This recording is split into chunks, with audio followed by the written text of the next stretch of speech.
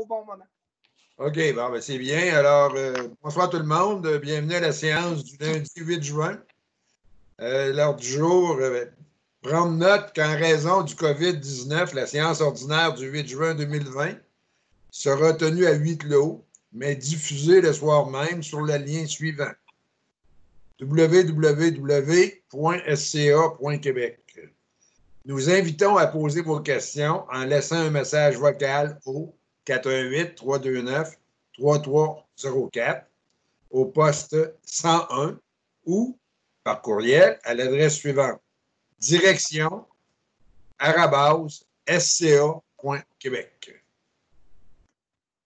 Alors, la séance maintenant, le point 1, c'est l'ouverture officielle de la séance ordinaire. 2, la lecture et l'adoption de l'ordre du jour. Je suis à le faire. 3, l'adoption des procès-verbaux des séances ordinaires, avec un S, ajournées et extraordinaires du 11 mai 2020.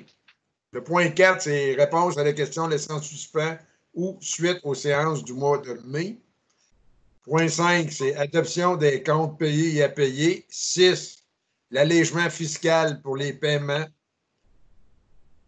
de compte de taxation 2020 de Sainte-Christine d'Auvergne. 7, adoption des dérogations mineures en contexte d'urgence sanitaire. 8, demande de dérogation mineure pour le numéro DM 2020-3. 9, autorisation de la signature pour un contrat de service avec service de sauveteur quelconque incorporé. C'est quoi QN? En tout cas, QN incorporé. 10, demande d'aide financière de l'association DC incorporée. 11, demande d'appui financier de la coop d'initiation à l'entrepreneuriat collectif, qu'on appelle le CIEC. 12, le don au SOS Accueil de Saint-Raymond. 13, point d'information. 14, autres affaires. 15, période de questions. 16, levée d'assemblée. Avant d'avoir quelqu'un qui en fait la proposition, j'aimerais savoir si vous voulez additionner d'autres affaires.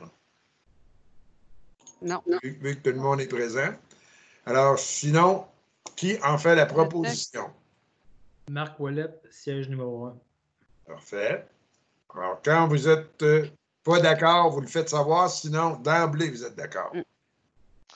Alors, est-ce qu'on commence avec la prière quand même, notre petit message? Oui, s'il vous plaît. Alors, nous, membres du Conseil municipal de Sainte-Christine d'Auvergne, nous nous engageons à agir avec honnêteté et intégrité dans le respect des lois qui nous gouvernent et à prendre des décisions en toute impartialité pour les intérêts des citoyens et des citoyennes de Sainte-Christine d'Auvergne, tout en assurant une saine gestion de la municipalité et de son développement. Bon. Alors, merci. Alors, on est rendu à l'adoption des procès-verbaux des séances ordinaires, ajournées et extraordinaires du 11 mai 2020. Considérant que les membres du Conseil ont reçu une copie du procès-verbal de la séance mentionnée en titre, dans les délais requis, la directrice générale, secrétaire trésorière, est dispensée d'en faire la lecture. Il est proposé et résolu d'adopter tel que rédigé le procès-verbal de la séance extraordinaire du 9 avril 2020. Sébastien. Sébastien, oui. Sébastien Leclerc, siège numéro 2. J'attendais qu'on me propose. Adoption des comptes payés et à payer. Il est proposé par et résolu d'autoriser le paiement des comptes selon la liste déposée et datée du 31 mai 2020 au montant de, et là, notre directrice générale va nous le donner, le montant. Ça va être au montant de 39 513,76. Et des comptes déjà payés durant le mois de mai au montant de 23 443,58. Alors, une liste détaillée des comptes à payer et déjà payés est disponible sur demande par courriel à la direction @sca.québec. Alors, tel que demandé précédemment, la directrice générale secrétaire trésorière fait un résumé des frais d'avocat cumulés au 31 mai 2020, ainsi que de celui des cartes de crédit. Oui, donc, concernant les cartes de crédit, celles de Jolene, il y a eu des impressions de fait par Vistaprint, des étiquettes pour la municipalité, ainsi que des étiquettes de COVID-19. Et puis, pour la mienne, donc, j'ai quand même plusieurs transactions. Il y a les licences iCloud pour notre serveur Internet. Ensuite, j'ai des envois à Poste Canada de courriers recommandés et d'éco d'Auvergne. J'ai une pièce pour le tracteur chez Agritech. J'ai diverses dépenses chez Jean Coutu, telles que des masques, des plasters, de l'huile à mouche, de la crème solaire. Et puis, j'ai un autre envoi aussi d'un courrier de quartier, l'avis pour le camp de jour que vous avez reçu dernièrement. Est-ce qu'il y en a qui auraient des questions? Excusez, oui. Concernant, dans le fond, les frais d'avocat, on n'en a aucune facture nouvelle, donc c'est assez tranquille à ce niveau-là cette année. C'est merveilleux. Oui. Quel honneur! Est-ce qu'il y en a qui ont des questions en rapport avec les cartes de crédit à notre directrice générale? Non? Alors, on passe. J'aurais besoin de quelqu'un qui Oui, Qui fait Linda la Morin. proposition. Alors, Linda Morin. Linda Morin, merci. Alors, allègement fiscal pour les paiements du compte de taxation 2020 de Sainte-Christine d'Auvergne.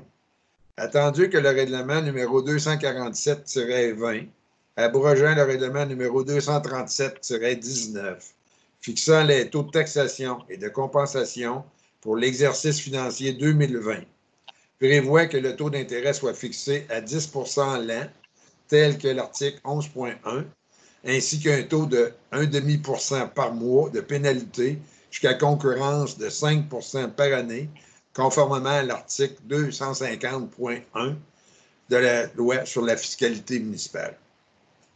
Attendu que le règlement 249-20, modifiant les articles 11 et 12 du règlement 247-20, afin d'alléger le fardeau fiscal des citoyens de Sainte-Christine d'Auvergne durant la période COVID-19, a pour but de fixer le taux d'intérêt et la pénalité à 0 % et de prendre entente de paiement pour le versement des taxes 2020 échues au 20 mars 2020.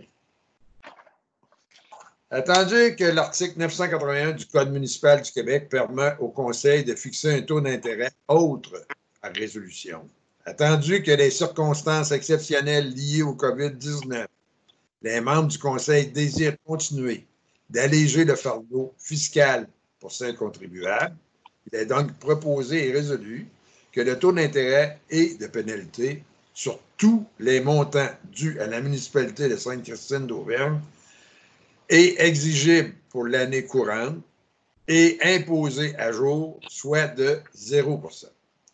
Que les membres du Conseil autorisent Mme Isabelle Génois à prendre entente avec des citoyens qui sont dans l'incapacité d'effectuer leur paiement.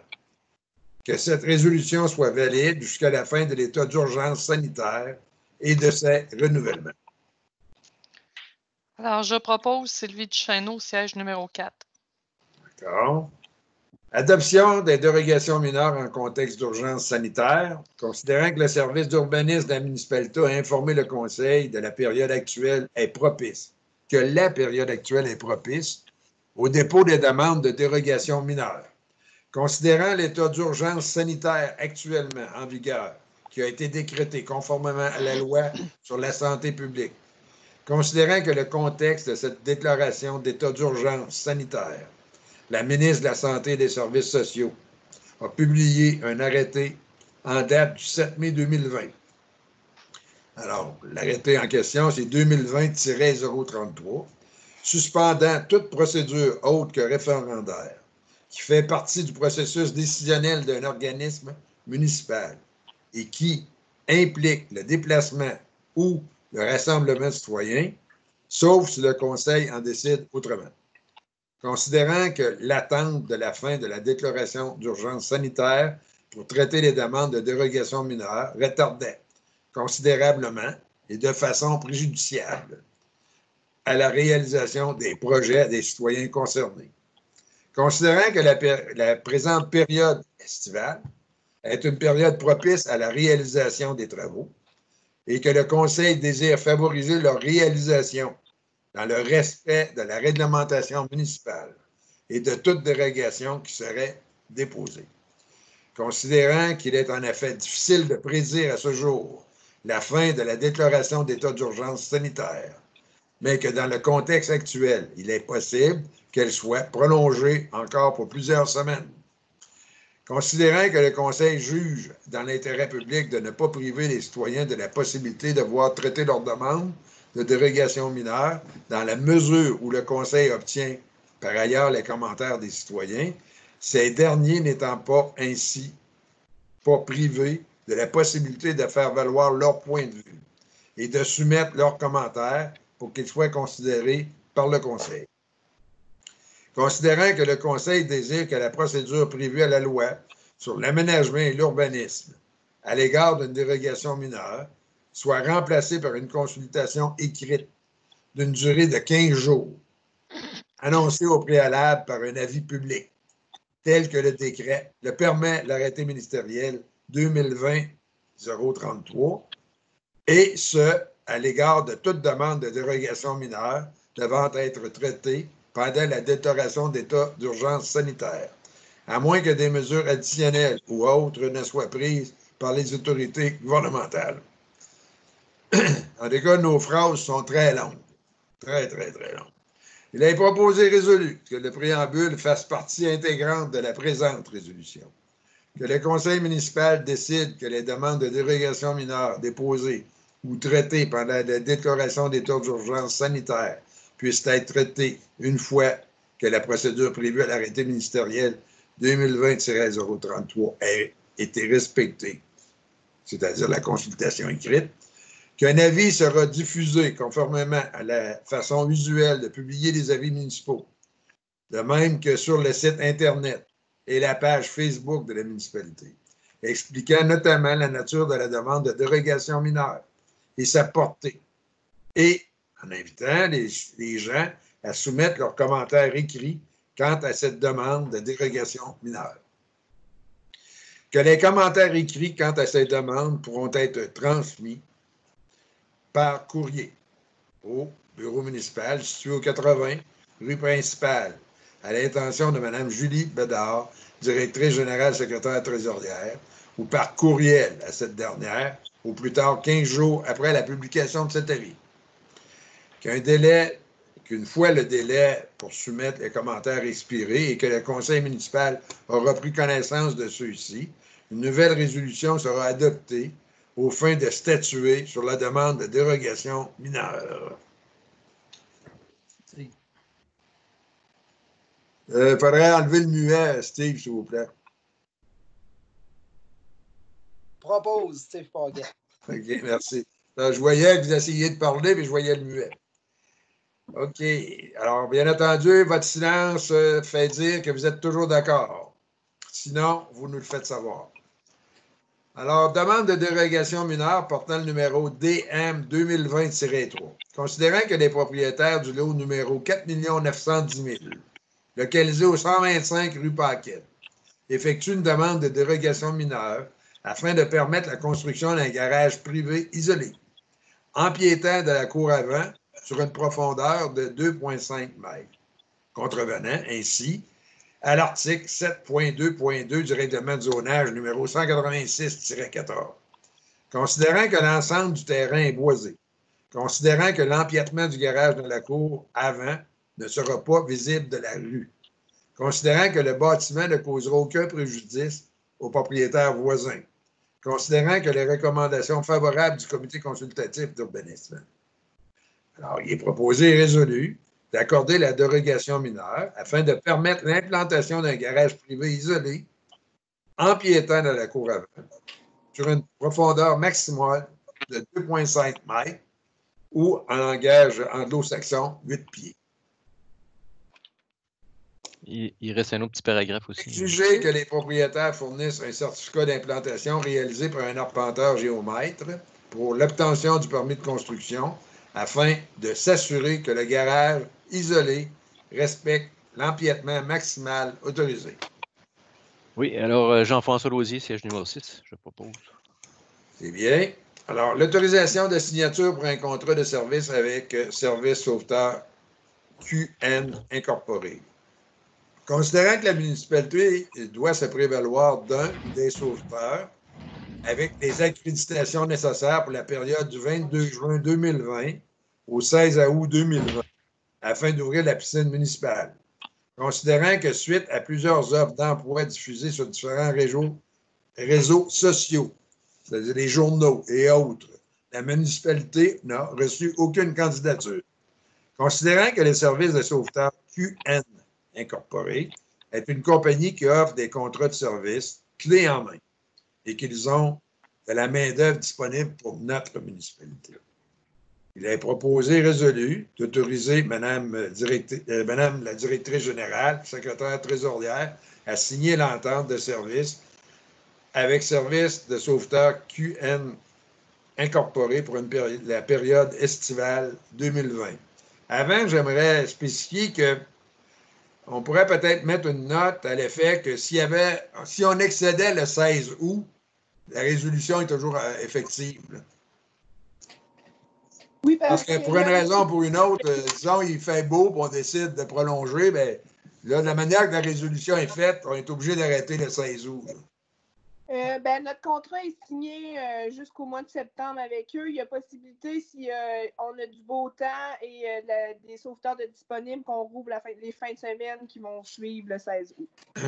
Alors, à ce moment-là, on pourrait dire, on prend le premier paragraphe, considérant que la municipalité doit se prévaloir d'un ou des sauveteurs avec des accréditations nécessaires pour la période du 22 juin 2020 au 16 août 2020, afin d'ouvrir la piscine municipale, mais la période pourrait être prolongée selon le désir de la municipalité sans avoir à réécrire une autre résolution. Parfait. Marc Ouellet, siège numéro 1, propose. Merci. Demande d'aide financière de l'association DC Incorporée. Considérant que nous avons reçu une demande écrite d'aide financière de la part de l'association DC Incorporée pour le déneigement et l'entretien de la route privée. Considérant que la municipalité accorde une aide financière aux associations des domaines privés depuis plusieurs années. Considérant que des sommes sont prévues au budget de fonctionnement pour les associations qui respectent les exigences demandées. Il est donc proposé et résolu que les membres du Conseil accordent une subvention, la subvention 2020, au montant de 1 001,95 $ à l'association DC Incorporée, puisque suite à l'analyse dossier, les conditions sont respectées. Sébastien Leclerc, siège numéro 2. Demande d'appui financier de la coop d'initiation à l'entrepreneuriat collectif, la CIEC.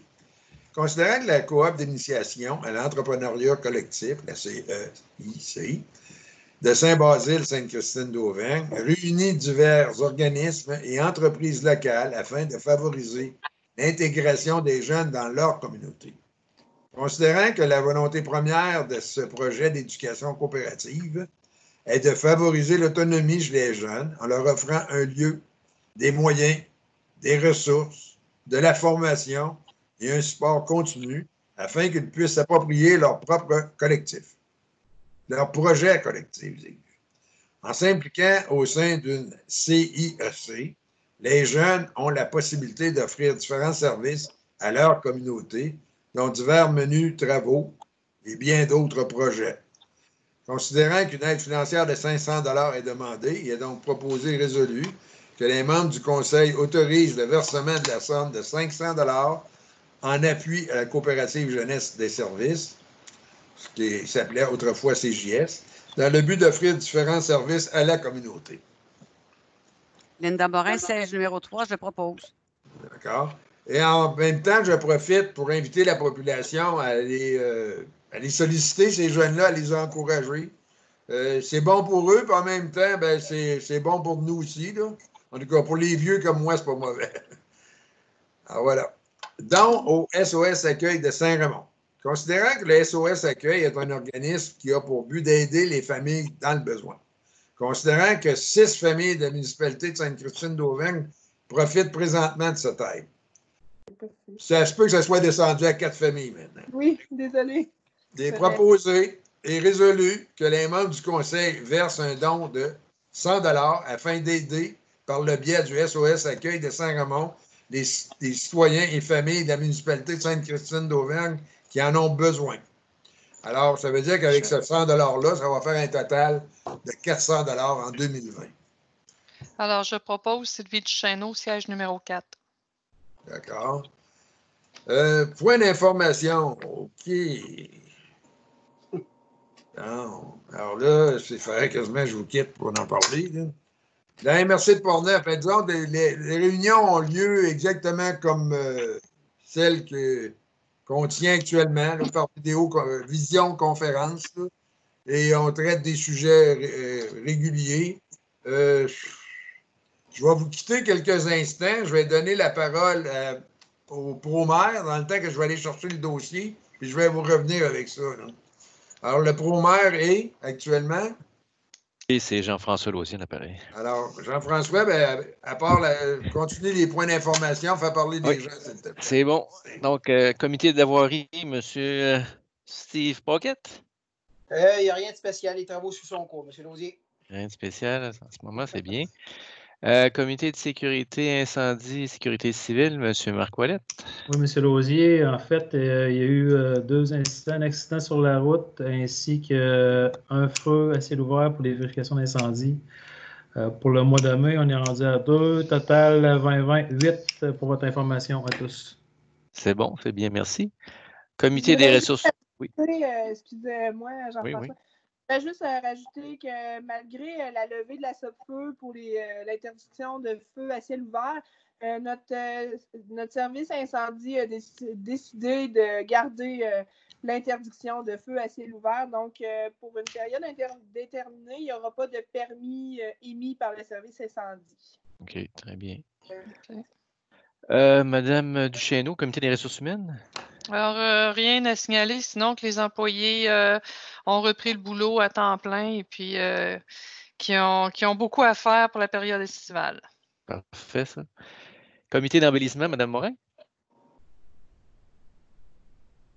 Vous êtes sur muet, votre microphone ne fonctionne pas, Mme Morin. Désolé. Merci. Voilà. Donc, les bénévoles du comité d'embellissement vont recevoir leurs fleurs annuelles demain.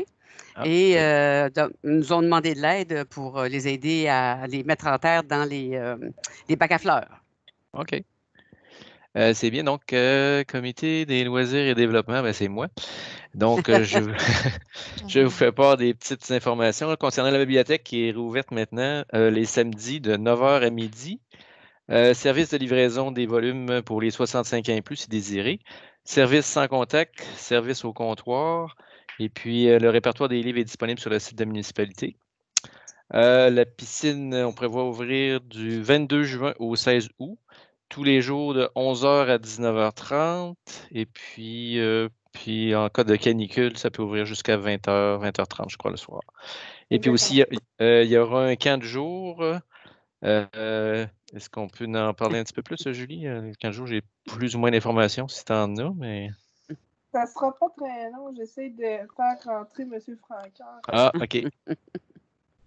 Moi, je le vois pas. Donc, oui, concernant le camp de jour, on va avoir un camp de jour qui va commencer aux alentours du 22 juin aussi.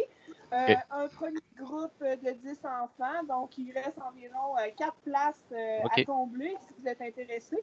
C'est 150 $ pour la période des 8 semaines. Les heures d'ouverture vont être de 7h30 à 16h30. Ce qui est un peu hors norme, on a essayé de satisfaire les parents qui nous avaient déjà approchés. Donc, on est vraiment contents de partir de notre premier camp de jour en 2020. Excellent. Ensuite, on était rendu comité du 125e, Marc Ouellette. Monsieur Francoeur, en fait, rien à signaler, à moins que Julie ait des points là, nouveaux pour le 125e avec le comité. Non, toujours pas. On invite les gens à participer. Désolée, je suis mêlée avec ma caméra. On invite les gens à participer au concours sur le bord du feu qui est à veille de terminer et de regarder bientôt le nouveau un petit repas au barbecue, le nouveau concours qui va sortir dans le prochain Écho d'Auvergne. Puis, on invite aussi la population à vraiment suivre nos réseaux sociaux. C'est là qu'on diffuse le 3/4 de notre information. Donc, c'est très important de nous suivre. Merci. C'est bon. Donc, comité des aînés, famille, Madame Duchesneau. Alors, rien à signaler de mon côté. OK, c'est bien. Régie régionale de gestion en matière résiduelle de Port-Neuf, Sébastien Leclerc. Oui, la dernière réunion a lieu le 14 mai dernier, bien sûr. Les comptes fournisseurs, donc, on a adopté pour les comptes fournisseurs pour 1 19 800. Pour les revenus d'avril, pour la période d'avril, on a des revenus là, de 2 203 000 pour un cumulatif de 4 581 000, qui représente 39 du budget, donc ça va quand même assez bien. Au niveau des charges de fonctionnement, 1 46 000 pour un total là, cumulatif de 2 549 000, ce qui représente 20 de notre budget. Donc, les dépenses sont très bien contrôlées. Maintenant, on a adopté aussi des résolutions pour l'allocation de contenants neufs ou usagés, verts ou bleus pour les matières recyclables et des contenants bruns pour les matières organiques pour la période du 1er janvier 2021 au 31 décembre. Donc, c'est GFL Environnement Incorporé là, pour 953 848 et 41. C'est un contrat de 5 ans. Maintenant, pour les écocentres, la dernière fois, je vous ai parlé, dernière réunion, qu'il y avait des restrictions là, pour l'écocentre de Saint-Raymond. Donc, on disait que pour l'adresse paire, il fallait y aller une journée paire à l'écocentre de Saint-Raymond. Maintenant, il n'y en a plus. Donc, il n'y a plus de restrictions. Vous pouvez aller à l'écocentre Saint-Raymond. En fait, tous les écocentres sont tous ouverts normalement. Et puis, un rappel aussi pour les monstres, donc pour les gros meubles, là, les gros électroménagers, etc. En fait, plus les meubles, là, les gros objets. C'est vendredi 12 juin. Donc, c'est cette semaine. C'est ça. Ça fait le tour. Voilà, merci. Alors, on redonne la parole à M. Francoeur. Est-ce que tu as fini, toi, là? Oui, tous les points ont été faits. Là, pour la MRC, disons, alors, on a regardé les déboursés du mois d'avril. Il y en avait pour 929 960 $. Ça a été approuvé. Après ça, il y a eu le rapport financier de l'année 2019 qui nous a été déposé par la firme Bédard-Guilbeault. Ça a été adopté aussi. On a eu aussi le dépôt pour les territoires non organisés des chiffres aussi par Bédard-Guilbeault. Ça a été adopté. Tout ça, c'est toujours à l'unanimité. Après ça, il y a eu les certificats de conformité pour le schéma d'aménagement de développement, les règlements. Alors, tout ce que c'est qui a été demandé par les différentes municipalités correspondait au schéma de la MRC. Donc, à ce moment-là, c'est juste des modalités, là. Après ça, on a nommé un représentant de la MRC de Port-Neuf au sein du conseil d'administration du comité ZIP Les Deux Rives. Alors, nécessairement que ZIP Les Deux Rives, c'est les deux rives du Saint-Laurent. Alors, ça prenait un maire autant que possible qui est sur le bord du Saint-Laurent. Alors, c'est celui de Cap-Santé, Michel Blackburn, qui a été nommé comme représentant. Après ça, il y a eu des recommandations de financement pour les projets d'acquisition de connaissances pour le programme d'aménagement durable des forêts, ce qu'on appelle le PADF. Alors, ça, c'était adopté aussi à l'unanimité. Après ça, un avis de la MRC de Port-Neuf concernant la relocalisation d'un tronçon de sentier de VHR sur le territoire de la municipalité de Saint-Alban. Alors, tout ça, ça fait partie de la normalité, là. Le soutien au dépôt effectué par TELUS dans le cadre d'appel à projet de fonds dans la large bande du territoire. La municipalité de Rivière-à-Pierre, ça aussi, c'était dans les normes. Tout était correct, c'était accepté. Soutien au dépôt effectué par Derry Télécom dans le cadre d'appel de projet du fonds pour la large bande pour le territoire de la MRC de Portneuf aussi. Ça a été adopté à l'unanimité aussi. Projet de prestation musicale en résidence pour aînés. Alors, il a été proposé que la MRC octroie un contrat à Mme Chloé Zollman pour la coordination du projet des prestations musicales auprès des aînés en résidence. Puis on a autorisé des dépenses allant jusqu'à 8 000 plus les taxes pour la réalisation de ce projet. Après ça, les bénévoles d'expertise. Il y a eu un renouvellement de l'entente pour les bénévoles d'expertise. Alors, une contribution financière annuelle de 1 000 en support au fonctionnement de bénévoles d'expertise à la MRC de Portneuf. Alors, mais ça donne une contribution financière maximale de 5 500 pour supporter des interventions sur le territoire de Portneuf, sur la remise des rapports qui attestent le nombre d'heures réalisées à raison de 50 de l'heure. Puis l'entente est d'une durée de 3 ans. Bien entendu, il faut qu'il nous donne un compte rendu à toutes les années, mais si tout est correct, c'est pour 3 ans. Alors, c'est adopté à l'unanimité aussi. Le SAGE mentorat, ça, c'est le renouvellement de l'entente. On a une entente avec le mentorat d'affaires SAGE. SAGE, ce sont des anciens certaines personnes d'affaires qui aident, qui donnent du mentorat à des organismes actuels, des sociétés actuelles qui ont besoin de sages conseils. Bien entendu, cette partie-là, on a à la MRC des gens qui donnent des conseils financiers, mais ce genre de mentorat-là, celui que SAGE fait, c'est beaucoup plus un support moral, c'est beaucoup plus un support parce qu'on sait qu'un responsable d'entreprise se retrouve souvent seul. Alors, c'est une façon d'être accompagné dans sa démarche.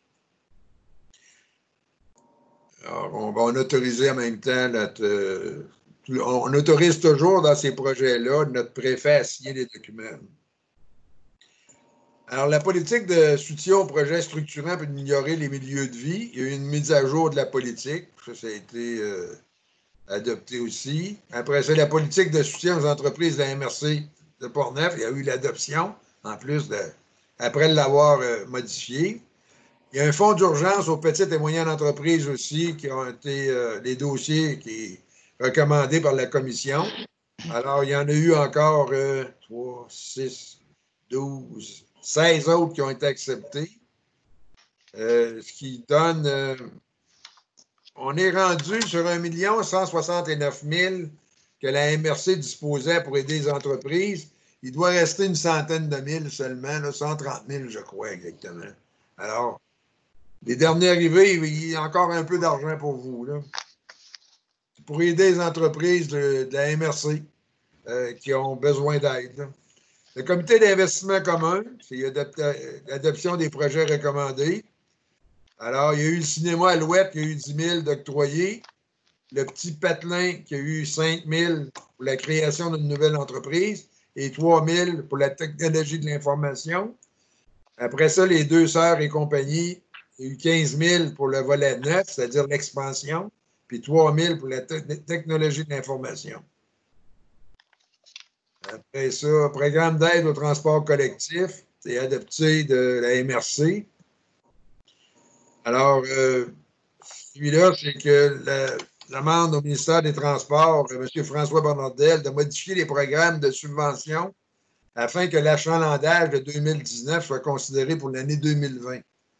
Alors, je vais vous expliquer un peu la teneur de ça. C'est que le CTRP, la Commission de transport régionale de Portneuf, est payé, comme toutes les commissions de transport, par le MTQ, le ministère du Transport, et c'est basé sur le nombre de transports. Alors, pour recevoir, comme nous, à la MRC, on reçoit 200 000 en transport collectif du ministère du Transport parce qu'on a plus de 20 000 transports par année. Alors, on sait que malheureusement, avec le COVID-19, il y a eu une baisse phénoménale de transport durant l'année en cours. Alors, on demande au ministère de prendre en compte les transports de 2019 pour 2020, vu que les chiffres ne sont plus exacts, considérant qu'il y a une situation exceptionnelle, là. Alors, bien entendu, on demande au ministère, par résolution, de nous octroyer cette faveur-là, entre guillemets. De toute façon, je pense que c'est la seule façon de le calculer pour le futur. Après ça, la Société de la pêche Jacques-Cartier Portneuf, il y avait une demande de participation financière. Alors, c'est le nouveau scénario de financement de la vélopiste implique une aide de 36 984 pour amener de la MRC. Alors, c'est adopté à l'unanimité. Après ça, le fonds d'aide au sport amateur, la FASAP de Portneuf, il y a eu 15 000 qui ont été octroyés. Parce que la FASAP va remettre quand même ses bourses à l'automne, comme d'habitude. Les gens peuvent appliquer actuellement. D'ailleurs, ce serait bien bon que la prochaine réunion, que le Conseil se penche à savoir s'ils peuvent aider aussi la FASAP, qui est la Fondation du sport amateur de Comté de Portneuf. Là. Ce serait très important, je pense, là, parce qu'il y a d'autres municipalités qui y participent. Là. Après ça, il y a le projet Femmes d'affaires de Portneuf, une demande de contribution financière. Alors, ils ont demandé 100 par municipalité, donc la MRC a octroyé 1800 pour ce projet Femmes de Portneuf. Et d'ailleurs, Mme Danielle Dusablon, pour ceux qui lisent le Corum, Corum, c'est le journal de la Fédération québécoise des municipalités, a eu un article sur ce projet de mettre les femmes en évidence dans Portneuf.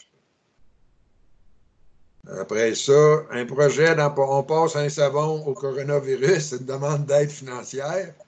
Alors, il a été octroyé la somme de 1 000 pour, dans Portneuf, on passe un savon au coronavirus. Alors, voilà. Alors, ça fait le tour de la dernière réunion. Est-ce qu'il y en a qui ont des questions en rapport avec cette réunion-là? Alors, moi, je n'ai pas autre chose. Ah oui, peut-être que ce serait bon. Je crois que parce que j'ai reçu un courriel comme personne de l'âge d'or pour aller aider. C'est un courriel de Mme Isabelle Lavallée, la présidente de l'âge d'or, pour aller aider pour le jardin communautaire. Alors, on va donner la parole à Mme Bedard qui va nous en parler davantage. Oui, donc aujourd'hui, Marilyn, notre urbanisme, a commencé la plantation des plants dans notre jardin. Finalement, ça a super bien été. Sa job, elle a pratiquement tout planté. On manque encore un petit peu de plants de certaines espèces. Donc, si les gens ont des plants à la maison en surplus, la municipalité est prête à les prendre. Aussi de l'équipement de jardinage, les petites pelles, des râteaux. Et on cherche aussi toujours des bénévoles tout au long de l'année, tout au long de l'été, qui voudraient venir entretenir le jardin, venir l'arroser le soir. Dans le fond, vous avez juste à communiquer avec nous à la municipalité, puis on va, dans le fond, prendre vos informations puis vous guider là-dedans. Puis tant qu'à avoir la parole aussi, concernant le camp de jour, j'ai oublié, la municipalité aussi recherche des ballons, des bâtons de baseball, des équipements sportifs, des casse-têtes, des jeux de société, du matériel de bricolage, dans le fond, pour nos enfants au camp de jour. Donc, vous pouvez tous venir porter ça au 75 rue principale, qui est la Maison de la Culture. Il y a une chute à livres, ou sinon vous mettez ça. Il y a pratiquement quelqu'un à tous les jours maintenant. Donc, vous pouvez le mettre sur le bord de la porte et nous, on va le rentrer à l'intérieur. Est-ce qu'il y en a qui voudraient faire des commentaires ou autre chose? Non? À ce moment-là, est-ce que quelqu'un propose la levée d'assemblée? Je propose Steve Forget. D'accord. Alors, bonne soirée. Merci. Merci beaucoup à vous.